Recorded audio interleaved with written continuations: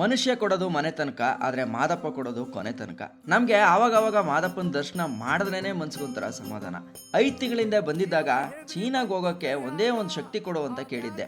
ಆದರೆ ತಗೊಂಬಗ ಅದ್ರ ಜೊತೆ ಒಂದು ಕಾಂಪ್ಲಿಮೆಂಟ್ರಿ ಅಂತ ಶ್ರೀಲಂಕಾಗೂ ಕೂಡ ಕಳಿಸ್ಕೊಟ್ಟಿದ್ದ. ಅದೇ ತರ ಈ ಸಲನೂ ಕೂಡ ನಮ್ಮ ಮಾದಪ್ಪಂಗೆ ಒಂದು ಅಪ್ಲಿಕೇಶನ್ ಹಾಕೋಣ ಅಂತ ಮಾದಪ್ಪನ ಬೆಟ್ಟಕ್ಕೆ ಬಂದೆ. ಹೋಗೋ ದಾರಿನಲ್ಲಿ ನನ್ನ ಕ್ಯಾಮ್ರಾ ಸ್ಟೋರೇಜ್ ಫುಲ್ ಆಗಿ ಹೋಗಿತ್ತು. ಡೇಟಾ ಟ್ರಾನ್ಸ್ಫರ್ಗೆ ಅಂತ ಸ್ಟಾಪ್ ಮಾಡಿದೆ. ಅದೇ ಗ್ಯಾಪ್ ಅಲ್ಲಿ ಸಬ್ಸ್ಕ್ರೈಬರ್ಸ್ಗಳು ಕೂಡ ಬಂದು ಮಾತಾಡ್ಸ್ಕೊಂಡು ಹೋದ್ರು. ಮೊನ್ನೆ ತಾನೇ ಚಿರತೆ ಅಟ್ಯಾಕ್ ಮಾಡಿದೆ, ಎದ್ದು ನಡಿ ಇಲ್ಲಿಂದ ಅಂತೇಳಿ ಫಾರೆಸ್ಟ್ ವಾಚ್ನ ನನ್ನ ತಮಾಷೆಯಿಂದ ಬೈದ್ರು ಅಂತ ಅಂದ್ಬಿಟ್ಟು ಹೊರಡ್ಬೇಕಾದ್ರೆ, ಇಷ್ಟು ವಯಸ್ಸಾದ್ರೂ ಶಿವರಾತ್ರಿಗೆ ಕಾಲ್ನಡಿಗೆನಲ್ಲಿ ಮಾದಪ್ಪನ ಬೆಟ್ಟಕ್ಕೆ ಹೋಗ್ತಾರೋ ನಮ್ಮ ಕಿತ್ತಡಿ ಅಮ್ಮಂದಿನ ನೋಡಿ ಖುಷಿ ಆಯ್ತು.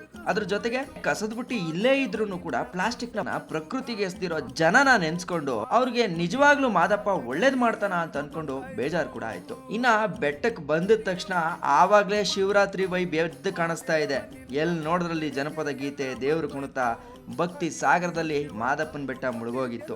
ಯಾವ್ಯಾವ್ದೋ ಊರಿಂದ ಎಷ್ಟೆಷ್ಟೋ ದೂರದಿಂದ ಮಾದಪ್ಪನ ದರ್ಶನ ಮಾಡೋಕೆ ಅಂತ ಭಕ್ತಿಯಿಂದ ಕಾಲ್ನಡಿಗೆಯಲ್ಲಿ ಬಂದಿರೋ ಈ ಎಲ್ಲಾ ಕಿತ್ತಡಿಗಳಿಗೂ ಕೂಡ ಮಾದಪ್ಪ ಒಳ್ಳೇದ್ ಮಾಡ್ಲಿ ಅಂತ ಕೇಳ್ಕೊಳ್ತಾ ಕೊನೆಗೆ ಒಂದೇ ಒಂದ್ ಮಾತು: ಕಾಡಲ್ಲಿ ಸಿಗಂತ ಕೋತಿಗಳಿಗೆ ಯಾವುದೇ ಕಾರಣಕ್ಕೂ ಏನನ್ನೂ ಕೂಡ ತಿನ್ನಕ್ ಹಾಕ್ಬಿಡಿ. ಯಾಕೆ ಅಂತಂದ್ರೆ ಅವು ಕಾಡಿನ ರಾಜರು, ನಮ್ಮ ಮನೆಯ ಭಿಕ್ಷುಕರಲ್ಲ. ಹಾಗೆ ಕಾಡಿನ ಮಧ್ಯೆ ಎಲ್ಲೆಂದ್ರಲ್ಲಿ ಕಸ ಹಾಕೋಕ್ ಹೋಗ್ಬಿಡಿ. ಯಾಕೆ ಅಂತಂದ್ರೆ ಅದು ಕಸದ ಬುಟ್ಟಿ ಅಲ್ಲ, ಅದು ನಮ್ಮ ಮುದ್ದು ಮಾದಪ್ಪನ ಪುಣ್ಯ ಕ್ಷೇತ್ರ.